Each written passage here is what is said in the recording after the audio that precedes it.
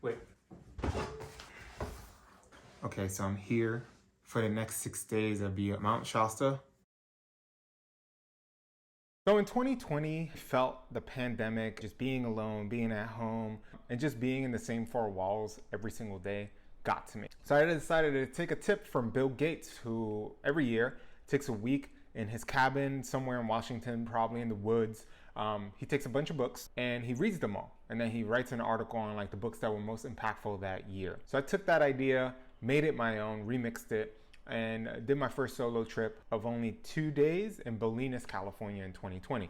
I actually have a video about that. What I decided to do is obviously bring old books that I've read that I just want to refresh my mind on, and bring newer books, as well as a journal and a pen. I put my phone on airplane mode. I usually turn it off, but it's good to have just in case of an emergency. I don't take a laptop. I unplug the Wi-Fi, no social media, no watching TV shows on Netflix or any other streaming platforms. It's just me, myself, and my mind, my heart. I take a lot of notes because imagine when you remove yourself from society. I live in a downtown area of a city. Just being around all these people, even if you're not interacting with them, you're still around them.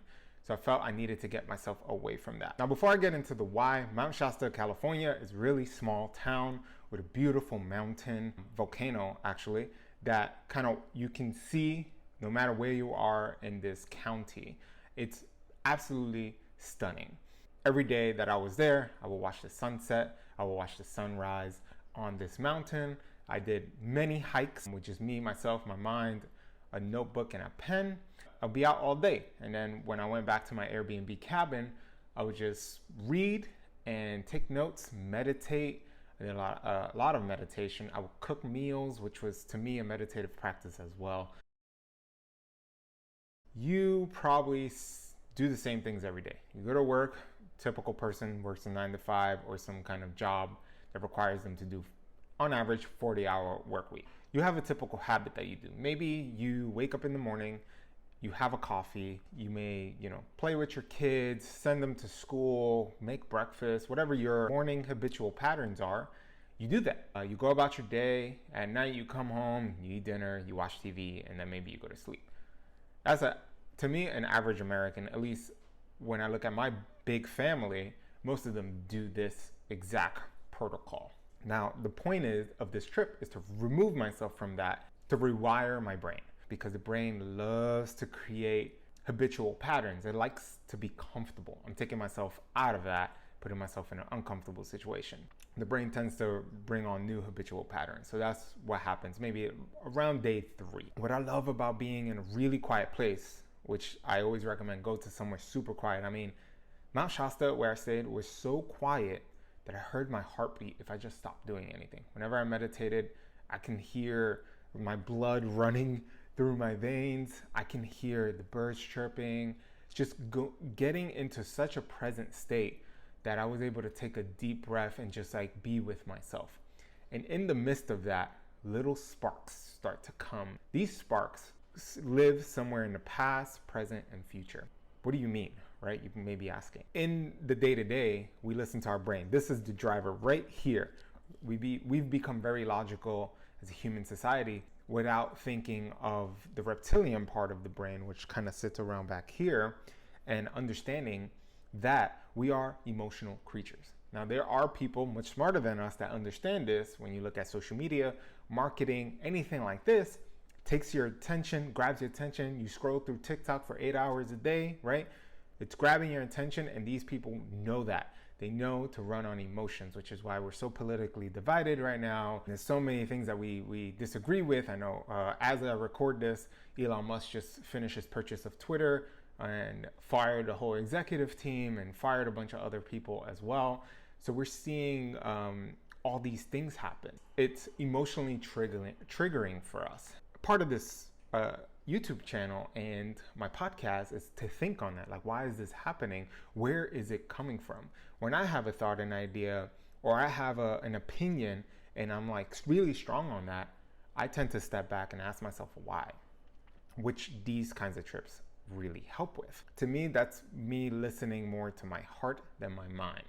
We need both. We need both to make a decision, or at least a really good decision, on understanding what do we want to do next as individuals, for our community, and depending on where you're at in your life, the world, depending on what kind of business you own and things like that, or company you work for. I remove all the busy work, I remove all this, and the most important things start to come up. And this is where the magic happens. To me, this magic is your ultimate truth. What's deep down in there, the things that happen in that unconscious brain starts to flourish and starts to come up. If you were to look at my journal, so many thoughts and ideas came out of that, so many things I wanted to rectify from my past and just talk about and bring up to like my partner and my family and my friends. And some of it was very uncomfortable to go through, but it's something I know I needed because I struggle with anxiety. It comes from my family. My mother's always struggled with anxiety, and I get the same thing. So if I'm not kind of cleaning the internal, like you do with your car or you do with your computer, right? You reset it, you do updates, you do all these things to get the gunk out, or like the things that are wrong with that given system. And I believe the human condition is the same. This is why I believe in this integrated human idea that I got from Robert Greene, because there are different versions of us. I call this version of myself right now is version 3.0, Ruben 3.0. I've done a lot of work, and I think that I'm still continuing to grow and still continuing to uncover pieces of myself. That's why I do this, because it gives me the opportunity to really be with myself and kind of bring me in a space where I'm just like, it's just me. Remember, quiet is such an important part of this. If you're interested in knowing more about my findings, I have a podcast with my partner about that that you can check out here. What I always say, and what I've gathered, and one of the findings I gathered is that I need to do some form of this every single day. Where can I find quiet? At least if it's not quiet, I can throw on some headphones, listen to maybe some jazz music, some soft, really chill music, no lyrics, because lyrics are a distraction. So we want to remove all that. So maybe I'll throw on that kind of music, some slow classical music, whatever works for you that doesn't have lyrics, and just be with myself. So I give myself, so far since I've come back, about 15 to 20 minutes a day of quiet time, and I'll use that to meditate. I'll use that to just be with myself. I'll lay on my couch and just stare at the ceiling, whatever I can do. Maybe a local park that you can walk to. And I come from New York City. If you're watching this and you're in New York City, for instance, Central Park is a great place. Maybe travel there, go deep in the woods in the northern part or the mid to northern part of Central Park, or any local park near you drive to, and just like sit on the grass, try to find a place that's really quiet, and then just be with yourself. And with a journal, write down whatever comes up.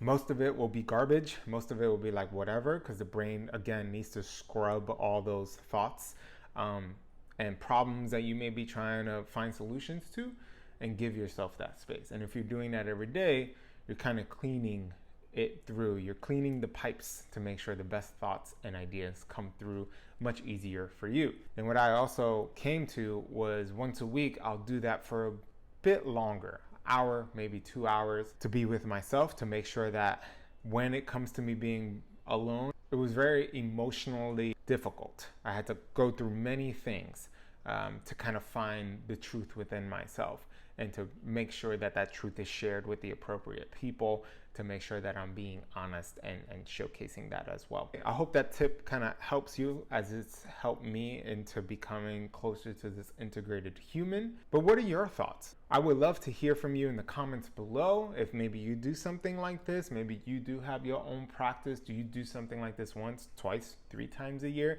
Maybe travel can be something like that for you. I'm curious to hear from you. But that's the end of this video. I really hope you enjoyed this quick synopsis on this recent lone trip to the great wilderness of California, but maybe you can do it somewhere in your state, and I'd love to hear your story. So if you haven't already, hope you like this video. If you're already here, subscribe so you can get more of this wonderful content. We can continue this conversation and build a community here on YouTube. So thank you so much, and I will see you next week.